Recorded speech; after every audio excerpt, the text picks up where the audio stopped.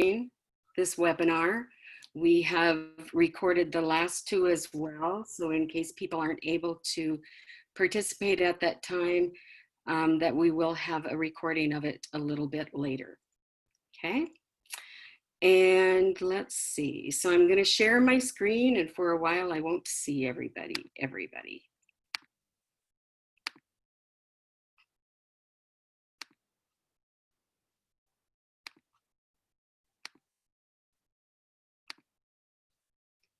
Okay. So Jessica, are you able to see the PowerPoint on my screen? Yes. Jessica? Oh, okay. I want to make sure I have the right thing. If you saw underneath it, it would kind of freak you out. There's a lot of stuff on the desktop. So again, we got a lot of people joining us. Since we won't be able to necessarily do an opening round, what I'm going to ask you to do is in the chat box, and there should be one at the bottom, correct? Okay, so if you see one at the bottom in the chat box, just say hi to everyone, put your name and where you're from, okay? What community you live in. So if you would type that in the chat box, that would be great. That'll be our edition here of an opening round.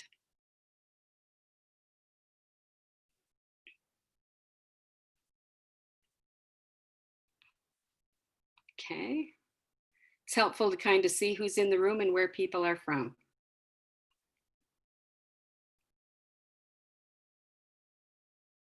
Because we are joining together from all over the state of South Dakota.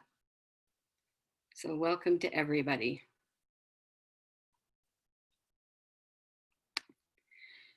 So like I said, today is the third webinar. It is of the Charting the Life Course framework. And we are going to be focused on one life domain today, and that's of daily life as well as that includes employment. We organized each of the webinars around the life domains, and we'll talk about what that means in just a little bit. But it's how do we use the tools to plan in those different life domains? And what I'd also like to point out is these webinars are possible. We are using materials that have been developed through the Supporting Families Community of Practice and the University of Missouri-Kansas City Institute for Human Development has been instrumental in developing a lot of these materials. We are part of the South Dakota Community of Practice state team. A lot of the work is being driven through this Division of Developmental Disabilities, Department of Human Services, with support from the South Dakota Council on Developmental Disabilities. So we thank all of those partners for making these sessions possible. So today we're going to be, the topic that we're going to be talking about, I will be doing some of the presentation. My name is Brenda Smith. I live in Sioux Falls. I am a family member, but also a person-centered thinking trainer, as well as a life course ambassador. And co-presenting with me today is... Hi, I'm Jessica Lamb, and I am a PCT trainer, and I'm also the director of Augie Access, which is an inclusive post-secondary program at Augustana University.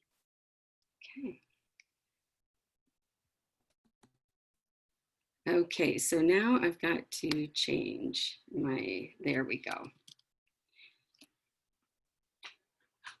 So Jessica? Struggling with the mute button, sorry there. Well, welcome, we're so very happy that you're here. There has been a lot of interest in the life course framework. And today we're getting together to have this opportunity to enhance and broaden your understanding of our life course framework concepts, and to hopefully build your confidence and capacity to use these concepts and tools in your own life or in your work. The life course framework is really a different way about thinking and planning in different ways and learning how to have different conversations to really help improve people's outcomes. Okay. And Brenda, are you? Oops.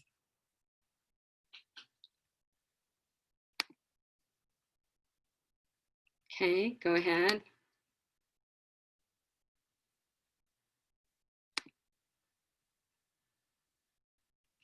Okay. Jessica, did you? Okay. Jessica, I you're think kind I of froze. coming in and out. Okay. I don't have the best computer set up here. So if you can't hear me, do let me know. I'll try to speak a little louder and a little more slowly so that it comes through. Is this a little better, Brenda? Yeah. Mm-hmm. Okay. Okay. So we have organized these webinars around the life domains. And this is our third session. And today we'll be talking about daily life and employment. You can see we've had a couple of sessions already on the all and universal strategies and safety and security. And if you look at the chart on your screen, you'll see we have 4 sessions left after this in July and September, November, and next January that will round out about our life domains. And in these, you'll learn more about the principles and the values of the Charting the Life course framework. Historically, in the disability field and other service systems, we always kind of concentrate on that health and safety focus. It tends to drive a lot of the conversations that we have. And while we want to acknowledge that health and safety are important, we want to make sure we're having conversations about the whole person so that we can have a good quality of life. And that's where we need to think about balancing work with where people live. So on your screen now, you'll see the Charting the Life course, some materials that are on there. And what we really want to point out is that Charting the Life course is a framework that was made to help individuals and families of all abilities and all ages develop a vision for a good life. This framework does talk about tools to help us think about what we need to know and do. Such as how to find or develop supports or discover what it takes to live the lives we want to live. Using this framework, people may focus on their, current situation and stage of life, but it's also very helpful to look ahead and to think about what life experiences a person needs that will help them move towards a more inclusive, productive life. And that's a lot of the guiding principle of the Life Course framework. The great thing about the Life Course framework is that while it was originally created for people with disabilities, it's very universally designed. And this person-centered framework can be used by people or families making a life plan regardless of the circumstance. So maybe you've been to a training on this framework and been introduced to tools like the trajectory or the integrated support star. It's important to keep in mind, though, that the principles and the values that guide this framework are what really is the heart of it. And what we want to do is really think differently about what it means to support individuals with disabilities or people who are aging, or anyone in their families to have good lives. So this graphic was sent out in the handouts, and there's some websites too that will be very helpful for you. So this handout did not get sent out this time, but I will follow up with an email and provide this particular handout. Thank you, Brenda. So today in the session 3 for daily life and employment, what we want to talk about is one of the core principles in the Charting the Life course, which is, daily life and employment, because it is such a big part of a person's life. So hopefully by the end of today, you'll be able to describe what the life domain of daily life and employment really means, describe how to help people plan for their everyday life by using the Charting the Life course materials, and know different ways of having conversations about how to spend their days using this framework as a guide.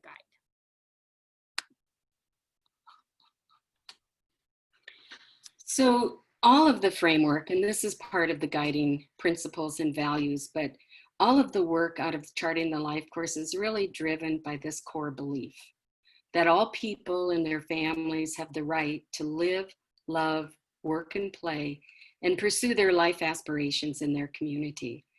And it doesn't say all people with disabilities or all people who are aging. It's about all people. And everybody has that right to live, love, and work and play in the communities of their choice. And that is the belief that drives the rest of the work. So when we talk about life domains, one of the things that I really like about the Charting the Life course is we look at all aspects of a person's life, and the life domains represent that. The life categories or life domains are the different aspects and experiences of life that we all consider as we age and grow, such as daily life, what we're going to do during the day, community living, where we're going to live and what our options are and how we're going to get around our community, as well as the safety and security and how we're going to manage our health and access healthcare. Social and spirituality is another domain we'll talk about in another session, but it's about building friendships and relationships. And then citizenship and advocacy. So everyone, whether you have a disability or not, has to figure out, what are we going to do during the day? Are we going to go to school? Are we going to volunteer? Am I going to get a job? And where am I going to live? And so on. So that's what the life domains represent. On the right-hand side of the screen, you'll see it represents the life stages. So it represents the different ages and stages of life from prenatal and birth through aging and the end of life across these pages. But at the intersection of each life stage and life category are different questions, and we'll give you examples of those later that help people plan and problem solve. And what I like about the framework too is the idea that you can start the conversation with anybody, the planning, the problem solving, at any age or stage of life. Whether you're talking to a school age person at the age of transition or whether you're talking to someone who's in adulthood, you can start a conversation at that time. But it also shows us that everything is connected.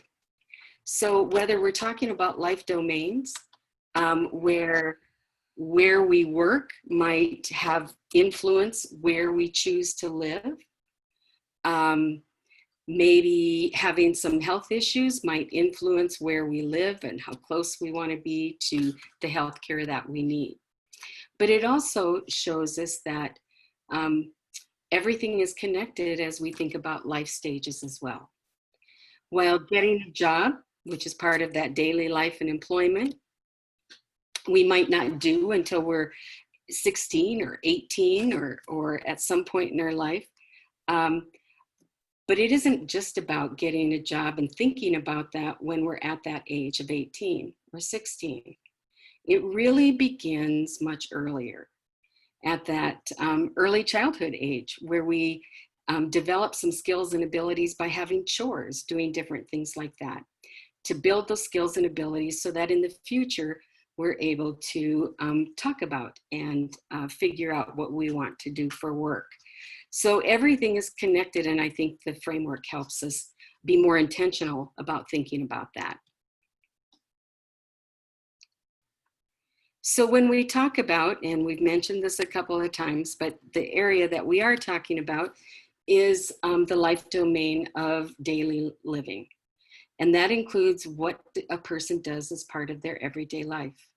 Are they school age and getting through school, and what do we need to think about, plan, or do at that time?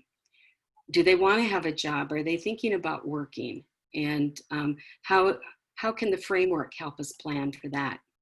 Maybe they want to include volunteering in their daily life, or communication, or think about the routines that they want or have, and even includes the development of life skills at that time.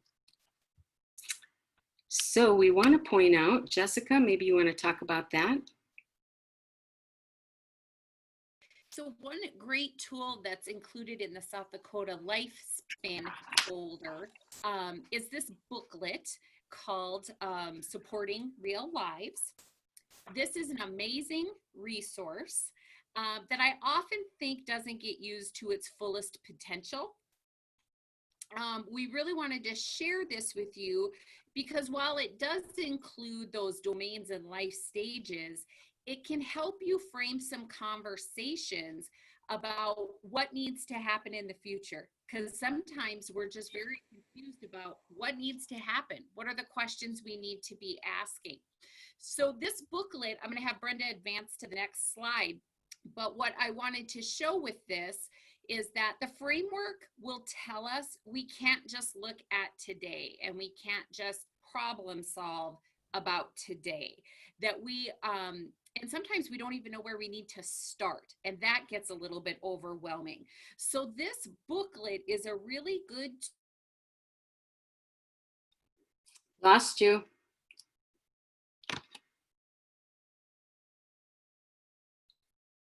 Jessica, you froze up. Is anybody else able to hear Jessica? Okay. Okay, Jessica, let's back up just a little bit and talk about this page. You froze up. It's better if you are a little bit closer. Okay. So the booklet that Jessica was just talking about, it usually comes in those lifespan folders. And so many of you are familiar with those or have seen those or maybe have several of them. It's also available in a PDF. We can link you to that as well. Okay. Okay, try again. Okay. Not sure why my mic isn't working well, but hopefully you can hear me. If not, please say it in the chat box. The great thing about this folder is it helps to guide you to what you should be thinking about. So if you'll notice in this life stage of infancy, daily life and employment doesn't just start when you're 18. There are things that can occur at a very young age that help lay the foundation. So this document, the reason why we wanted to share this was because it gives you some good suggestions of where you should start looking and questions you should be asking yourself to make sure you're putting your loved one on the correct trajectory. So you can see from where it talks about in infancy, some questions you could be asking yourself. Entering the world, everyday life in school years. There's lots of great things that I didn't always think about when I was looking to try to plan for my students' future or my own child who has a disability's future. And it gives us a grounding launch pad of where to start and things to start thinking of that will impact the future. The next slide will show you how it continues through those life stages from infancy all the way up to preparing for our end of life. Daily life doesn't just include employment, and there's so much that goes on in our day-to-day lives that we have to address it even when school is almost over, our adult life, and then as we're aging. So this breaks down into several different questions in each areas about things you should consider when you're helping to prepare for that. And even at the end, what you want your life to look like. When you know what questions to ask, you know what to start planning for. And that's where this is a fantastic document to help with that. And to make sure that you're leading the quality of life or your loved one is having the quality of life you hope for them to have.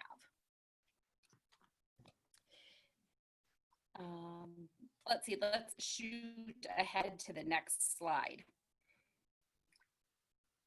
Did you want the yellow one? Yeah.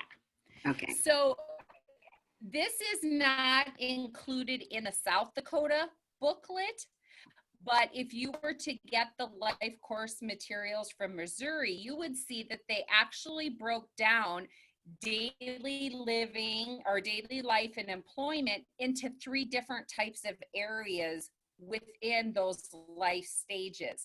So what I really liked about this document was if you're looking at infancy, they're talking about things you can address in education or even employment or individual and family life. And they do that through early childhood, all up through school age. And it's very nice to have it broke down, because sometimes I feel like we get stuck on that daily life is just work. And there's so much more than that that needs to be done to make sure somebody is having a fulfilling life. You know, I spend a lot of time in this transition part with families, but a lot of times when we're talking transition, employment's the only thing that comes to mind. And I love this because it helps us have a conversation in a different way with students and their families about how to make sure they have a really good quality of life. And it's a great resource for you to peek at in your planning, definitely.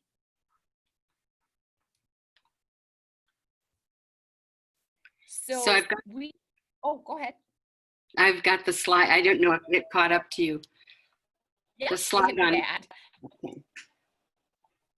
So this is actually a trajectory that was used by asking some of those questions out of that lifespan folder to help a young man who he has a mild disability, but doesn't have a lot of eligibility for services, but he's at that 6. Okay, you froze up again. Jessica? So I will talk about this until she comes back on. He has a mild disability, but he was looking at it for what could he do for work. I think he's about 16 years old. And so they used some of the questions. Are you back, Jessica? I think so. I'm sorry, it keeps freezing up. Okay, can you hear me now? Yes. Okay, so we use some of these questions that were in that guide to help this young man kind of get started for a summer job. The great thing about the trajectory is has us address a person's skills, experiences, and talents while still addressing what they need in terms of support. So in having these conversations, by asking those questions, we were able to make this little employment trajectory for a 16-year-old. And we helped him figure out what strengths he had, what events he had gone through that would help support him, what he wanted for his goal, some conditions that he needed, and to talk about his support needs, as well as figure out what he didn't want in his work experience. But this would have been very difficult to create if we weren't able to have some really good conversations. And that's where I refer back to that book booklet that asking those questions helps us to tease out important information about people to help them have some better planning. So you'll notice that this is one format for a trajectory, and that there are other formats that can be used to create a trajectory. This one kind of focuses, this trajectory is really ideal for planning employment because it includes the long-term employment desires and goals, also includes those conditions, the things that must be present, the preferences, the things that the person would like to have, the support needs, and then also, like Jessica talked about, has the contributions off to the side. So has this person had a chance to try out the trajectory yet? Yes, what was that? And did the lawn mowing come about? It has. He went from having one customer to actually he has 7 now. So this was very helpful to him to reach his summer goals in terms of earning his money and getting some independence, and really gave him direction. This man has ADD and he kind of can be scattered. And this tool helps to bring him into focus into what his goals are. So this was very helpful for him. So around that, we also utilize the STAR to help him plan and to help realize what supports he might need. The great thing about the integrated star is it has us think beyond those eligibility specific services. And this is a young man who does have a mild disability and isn't eligible for those services, but it doesn't mean he doesn't have some needs. So we created this integrated support star around his goal of mowing enough lawns for the summer to earn the money he wanted to earn. And we really focused on in the beginning what kind of strengths he had and his assets. Responsible, detail orientated, he can drive, he does his chores at home. And then we focused on what relationships could help him build his business. So he's got a grandpa who's really into landscaping. So he talked to him about tips about how to do a good job. We talked about how we could ask family members and friends for customers, inquire about leads. We also talked about on the community-based side of things that there were things he could do to help him with his issue of getting more lawns to mow, like putting up signs around his hometown, advertising on Facebook, putting an ad in the paper. Jessica, I don't know what's happening with the sound. Jessica. She can help. Okay, so your sound is really breaking up, Jessica. And so the lawn mowing, they use the integrated support star just to figure out how do we increase his business? What does he bring to the table to be able to do his lawn mowing business? And the resources that he has at his disposal to support his lawn mowing business. Anybody have any questions about that? If you do, put them in the chat box or raise your hand or do something to get our attention. Okay. Do you want to talk about the next one? Okay, Jessica, your sound is breaking up. Okay. Yeah? Okay, that sounds better. Okay. Better? Okay, well, I shut off the video to somebody's suggestion. Okay, so, good plan. Hopefully that helps a little. Okay, can you hear me, Brenda? Yes. Okay, so this trajectory was one that we utilized with one of our students. And this is a little bit different of a format than the previous one. So this one also tries to include some aspects of daily life. It's not just an employment trajectory. We wanted to include daily life.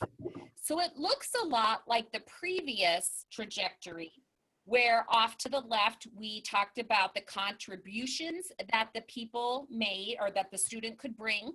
Like she's an independent traveler all over the city. She's very self-determined. She loves animals. She was a very big leader in our program. She joined the LEND program. She was a student senator. But we also put up there towards the top things that were important to her, like art and painting and gaming and traveling. Towards the bottom of that trajectory, we talked about the life events that helped her get all those skills. And from there, we helped her create, through these conversations, her long-term goal to be a dog groomer. And we listed some of the things there that she wants in those goals. And she wants to have an apprenticeship learning experience. She wants people who understand her strengths and her talents, and for a place that will allow her to try new things. And importantly, she wants a wage that will help her to live independently. But because work isn't everything, she also really wanted to make sure her daily life was addressed. It's very important to her that she has these weekly excursions around Sioux Falls and time to play her video games and time to do her art. So we could list all that, as well as the conditions and preferences that she wanted, as well as support needs to help her make that goal. So this was one trajectory that really meshed both of those goals for her.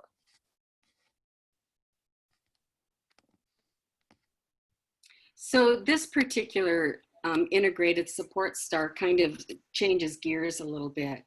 This one is focused on an aging person who wanted to remain living in their own home. So using that was one of the goals or an outcome of a trajectory for this person. So we took that one item, we put it in the center of the star, and we started having a discussion around what does she have available to her to be able to stay in her own home. We started by talking about her personal strengths and assets, because she can prepare some small meals. She can get around her home in a walker. She can take care of some of her personal care. And there are also other things. This just shows you an example of how we started to plan. We then started talking about, is there technology that she has or that's available that would provide some support to her in her home? She does have a phone. She does have an iPad that she plays games with, and also FaceTimes with family members. We talked about the possibility of using an Echo Show, a video device that you can drop in on somebody. So if she had an Echo Show, family members could kind of virtually drop in and check on her to make sure she's okay. A pill minder. She could use Aisles Online to get groceries.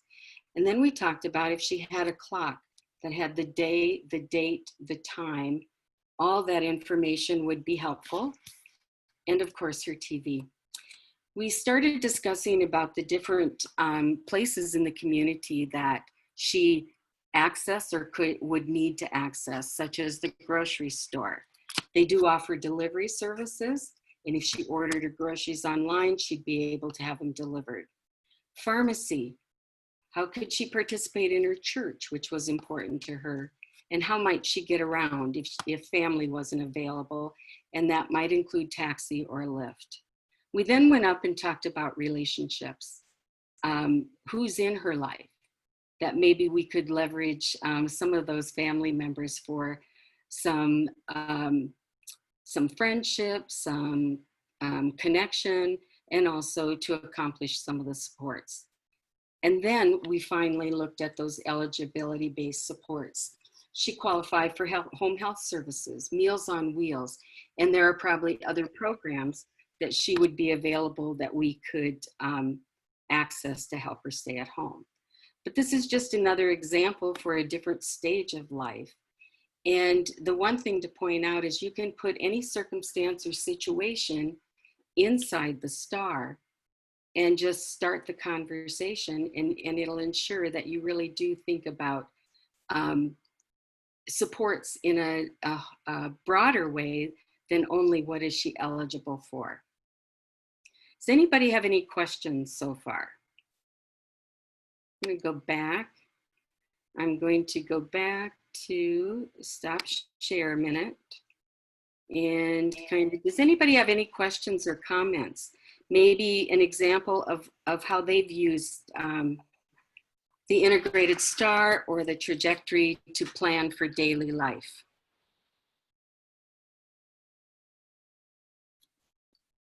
It's hard in a large group virtually, I know that too, but I wanted to give you the opportunity. So let's go back and see a couple of other examples that we have. So I just put this in there because I wanted you to see that there are, as you know, different formats for putting a trajectory together. The one that Jessica used was more focused on employment because it had those specific categories in there.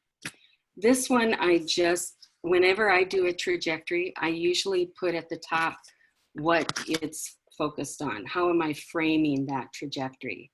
So you could put up there, maybe somebody that you support, work with, wants to volunteer. Well, let's have a conversation then about what your idea of volunteering is. So I'd put that at the top, and then I'd frame what the things that they want for volunteering. What should that look like? What needs to be present? I would list those in the upper bubble. Then I'd find out, so what kinds of things don't you want to do when we talk about volunteering, or what don't you want to be present? Once I identified those and wrote those in those areas, I would move over to the trajectory side, and I'd say, what needs to happen? What action needs to take place? What action steps?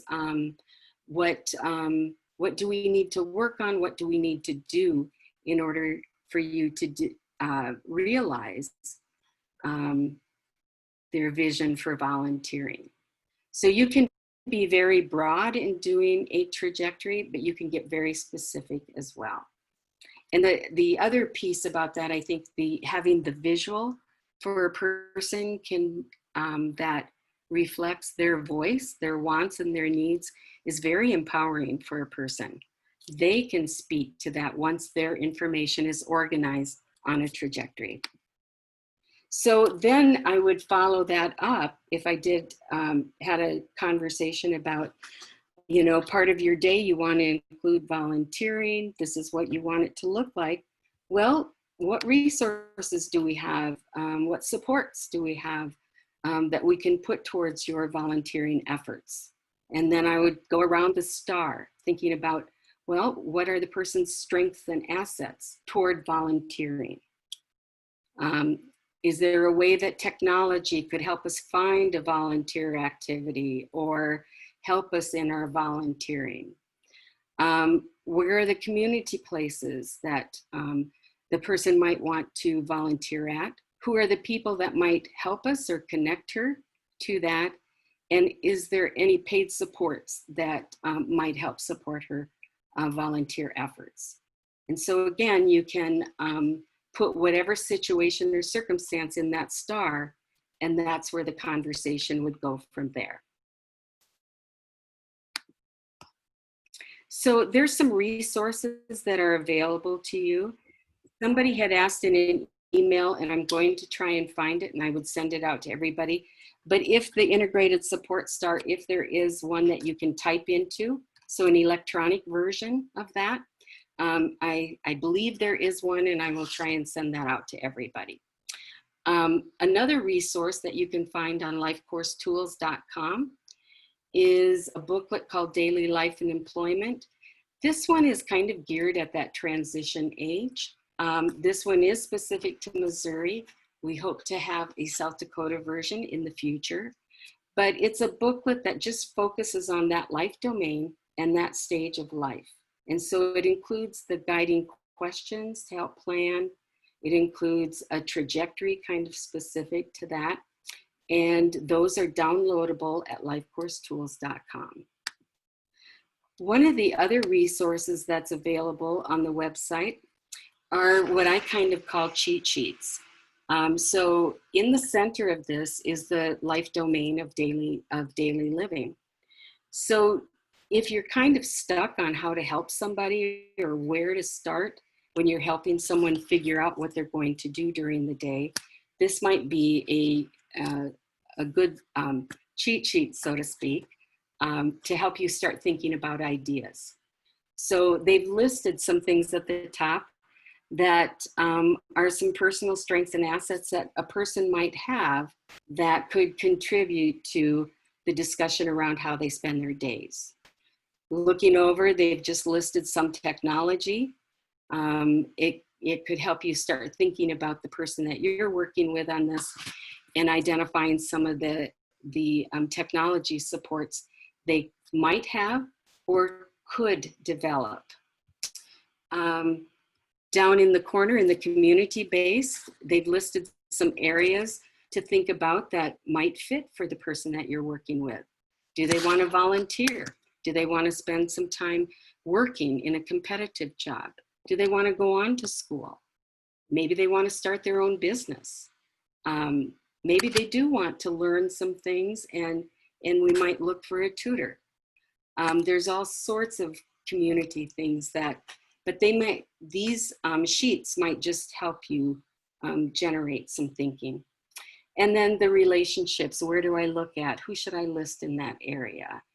And then also, they have listed some eligibility-based supports that at different stages or ages of life, somebody might want to access. So that's available on lifecoursetools.com. It is in the handouts. If it's not easy to read, you can download it on the website, or if you send an email, I can send you the full document. One of the things too they had listed under daily life was a cheat sheet around respite options. And so for some people that may fit as far as needing to think about respite care and respite options. This is just another sheet that's a generic one to help you think about what might be included in those different areas as you plan or problem solve with somebody. And then you might have seen this one before. This one is specific to an employment goal. Maybe you're working with someone who does want a job and trying to figure out how do I think through this? And this would give you some ideas again of ways to frame conversations. Not everything will be a fit for everyone, but you will be able to tell that by knowing the person that you're working with. Brenda, can we pause for 1 second? Yes. There was a really good question in the comments Oh, about, good. it said, where would you put restrictions that limit a person's needs to be restored? So say, for instance, if they can't be alone within the community and want a job, how would we show the steps to list the restriction? You know, as in just in terms of brainstorming that, I could see that going on a trajectory and coming up with on the steps there along as we get to the arrow, what steps need to be accomplished. Because we've done trajectories where we're trying to work from having a job coach to being independent. So I think as you list steps up the arrow that could get you there, and then you can maybe talk about, you know, there, you don't have to, the great thing about this is it's just tools to have conversations. So maybe just on a side note, you're listing what those restrictions are that limit the person, and then from there utilizing the star or the trajectory to help you plan on how to overcome those for someone.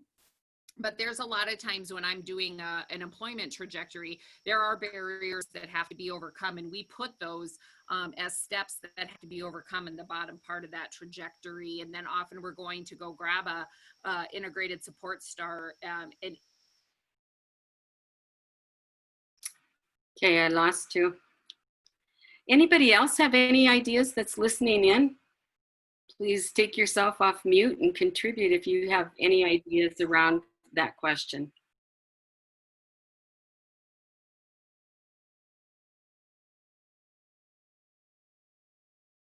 Can I pick on Katie Munson?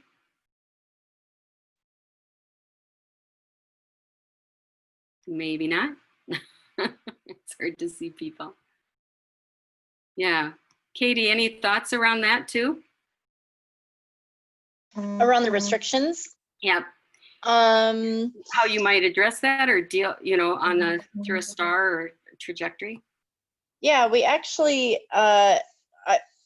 just what Jessica was starting to reference before she got cut off. I think using, I really have liked when we have had experiences where we have been able to use the integrated support star for problem solving around that. So you take the restriction or the barrier or the challenge that you are having and kind of address that just on an individual basis, because otherwise I feel like sometimes it's really, really complicated and there's a lot to it. And so it can become very overwhelming. And so breaking it down into those pieces seems like it takes away some of that feeling of being overwhelmed. So that has been helpful. I'm trying to think of, I'm shooting from the hip here, Brenda. Anybody else? I'm kind of looking around. Anybody else? Okay, Jessica, are you back?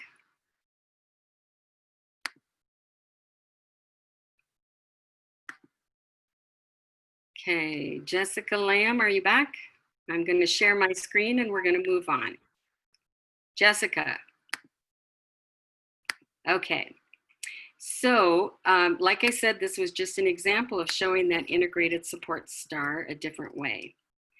Another, the next webinar that we wanted to just point out so that you can make plans to attend that is on Citizenship and Advocacy. That'll be Wednesday, July 22nd of 2020.